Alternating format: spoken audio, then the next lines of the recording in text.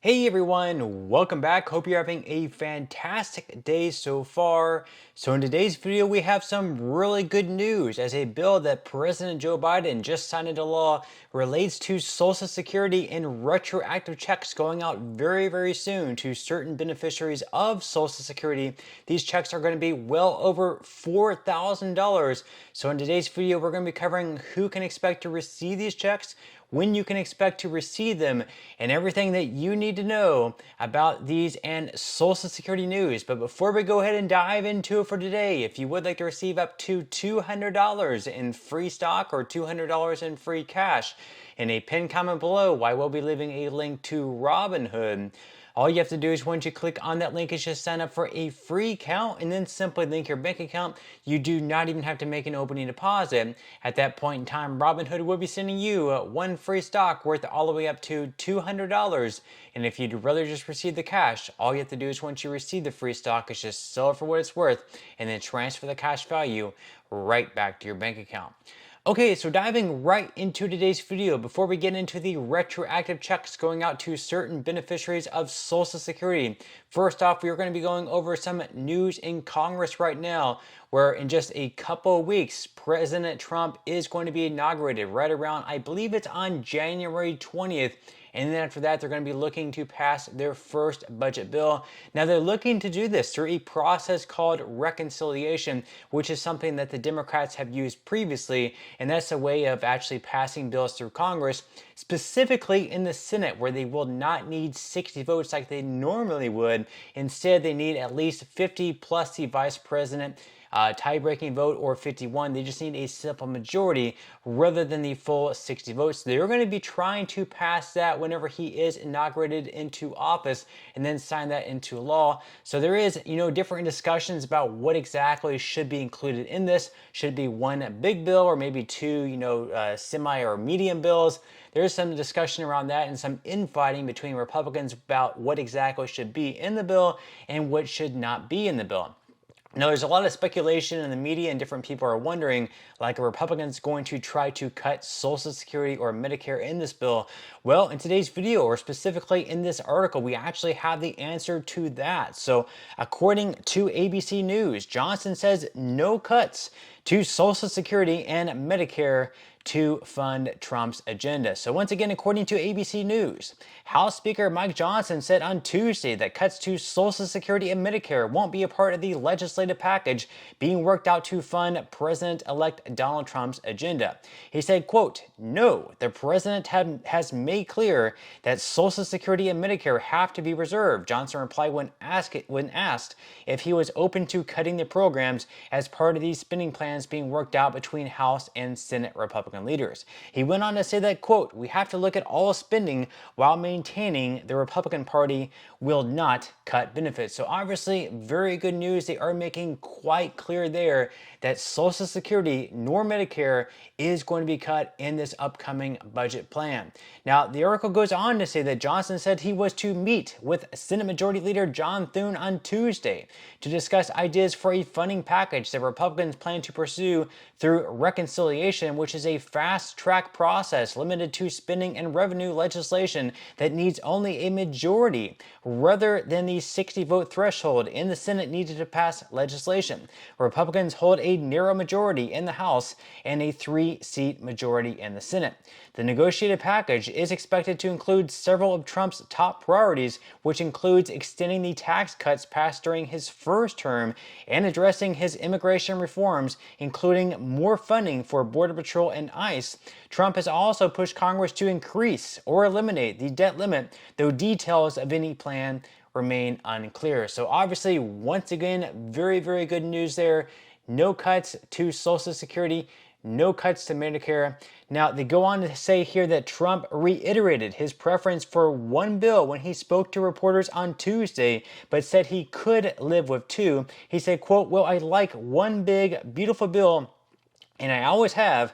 I always will," he said, "but if two is more certain, it does go a little bit quicker because you can do the immigration stuff early." So obviously that's going to be one of the big priorities in the next administration. the border wall immigration, cutting down on illegal immigration, and then we'll see as far as legal immigration goes, if they try to bring more people into the country, at least legally, or how everything goes there. But the good news is there are no cuts to Social Security and no cuts to Medicare. Now, I have to say, I have said this in the past, I'm not necessarily a fan of these massive bills. They're like 1,000 pages long that members of Congress probably don't even have time to read, that the public certainly doesn't have time to sit down and read with our busy lives. And they just pass a bunch of things and a bunch of spending in one big bill. I would rather him just have several bills and have each measure have its own bill. That way it's a lot more transparent. We know exactly what's going on.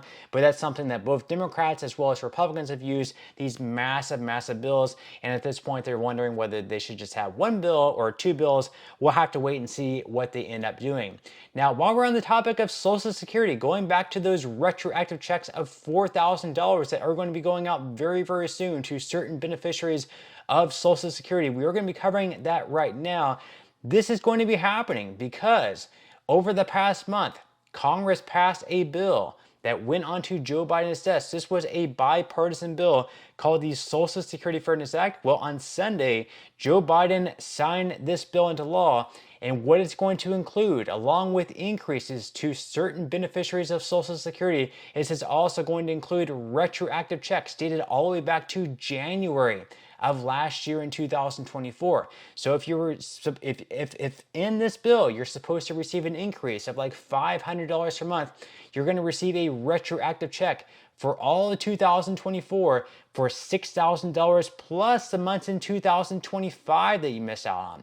So you've already missed out on January, you might end up missing out on February as well. So it's going to be 2 more months on top of 2024 of all the missed payments that you did not receive. Now, this bill is going to be for those previously impacted by the windfall elimination provision or the government pension offset. So if you worked in the public sector and therefore are eligible to receive a pension, and you are receiving a pension, but you also worked in the private sector as well and contributed to Social Security, simply because you are receiving that pension, your Social Security benefit was reduced, or your spouse's Social Security benefit was reduced simply because you or her also received a pension.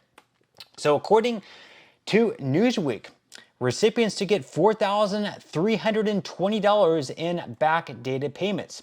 So the Social Security Fairness Act has been signed into law by President Joe Biden, meaning that nearly 3 million Americans will get backdated benefits from January 2024 onward, totaling over $4,000. Why it matters. The signing of the bill into law means that backdated payments will be made to millions of Americans who were previously not eligible for full Social Security benefits due to their job. It primarily affects those in public service roles such as teachers, firefighters, police officers, and government workers. The push to enhance payments for Social Security recipients has been years in the making, with the Senate holding its first hearings in 2003, according to CBS. Now, as far as what you should know, as well as enhancing future benefits, the Social Security Fairness Act stipulates that back payments must be made all the way back to January of 2024 by the Social Security Administration, and the CBO has projected that eliminating the WEP would result in an average increase of $360 in monthly payments, something that was confirmed by Biden as he signed the bill on Sunday. So Biden said, quote, "By signing this bill, we're extending Social Security benefits for millions of teachers, nurses, and other public employees and their spouses and survivors. That means an estimated average of $360 per month increase. This means that on average, recipients would get $4,320 in backdated payments for benefits from January 2024 through December of 2024. And the CBO also estimated that ending the GPO would raise monthly benefits by an average of $700 by December 2025 for the 380,000 recipients whose benefits are based on living spouses, for 390,000 surviving spouses receiving widow or widower benefits.